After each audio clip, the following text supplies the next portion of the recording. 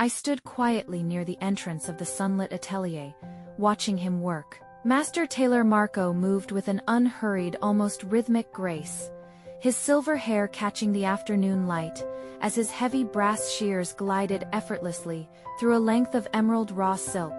There was no hesitation in his hands, no rushed desperation, just absolute calm. After taking a deep breath, I walked across the worn wooden floorboards toward him. Marco looked up, his face softening with a warm smile as he motioned toward a seat by the window. "Ah, come in! Pull up that wooden stool," Marco said. "Do you remember the day you first walked through that door 3 months ago? You had a ruined jacket in one hand and a million desperate questions about starting your own business in the other. You were so stressed back then, panicked about rent and finding clients.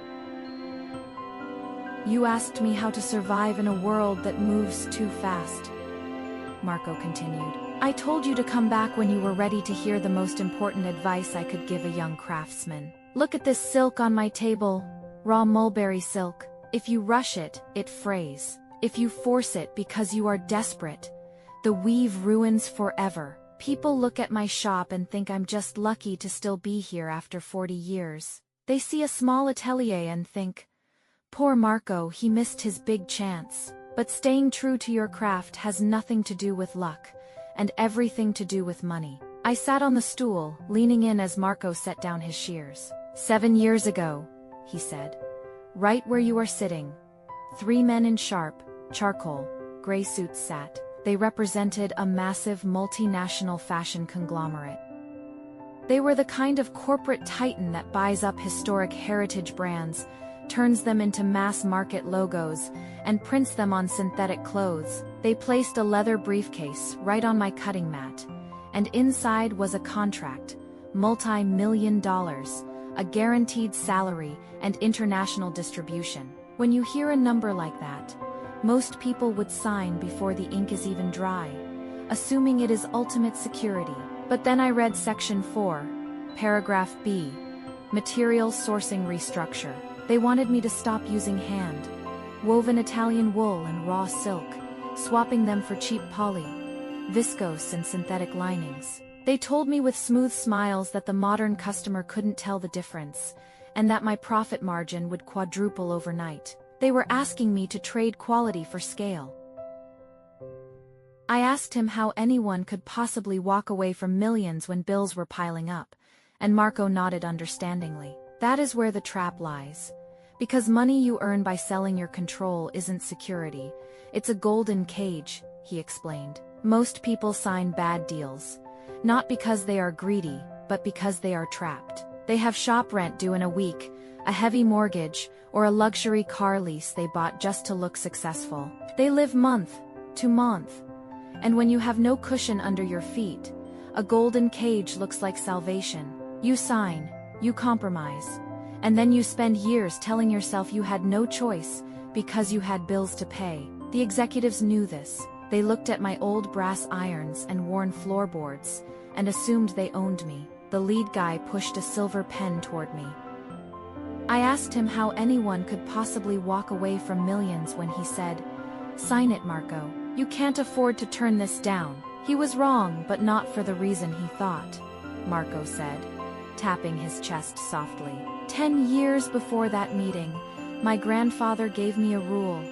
"Marco, never measure your wealth by what you can buy. Measure it by what you can walk away from." From my very first suit, I saved.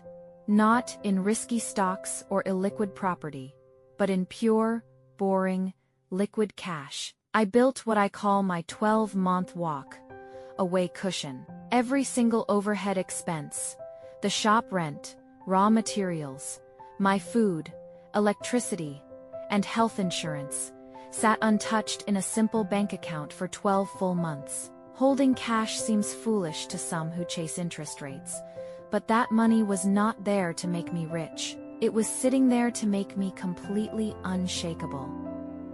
I listened intently as Marco picked up a piece of chalk to mark the cloth. When that executive told me I couldn't afford to turn him down, I did the math in my head. If I closed my shop doors that day and didn't sell a single suit for a whole year, my family would still eat, and my roof would stay over my head. I had 365 days of absolute freedom, so I closed their briefcase, slid it back across the table, and said, "Gentlemen, synthetic thread melts under a hot iron. My work does not melt. Thank you." But my answer is no. They were stunned. But you cannot negotiate with a man who needs nothing from you. Looking at me directly, Marco delivered his final lesson as the sun dipped lower over Milan. When you have 6 to 12 months of living expenses liquid and untouched, your posture changes. You talk to clients differently. You don't take toxic jobs, you don't sign bad contracts, and you never have to degrade your work just to pay next week's rent. It buys you calm. It buys you dignity.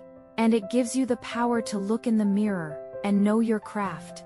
And your life still belongs to you. As you build your business, remember this afternoon. Save your cushion first and build your armor. Because one day, someone will sit across from you with a briefcase full of bad terms. On that day, you'll want to hand back their pen, smile, and get back to doing what you love.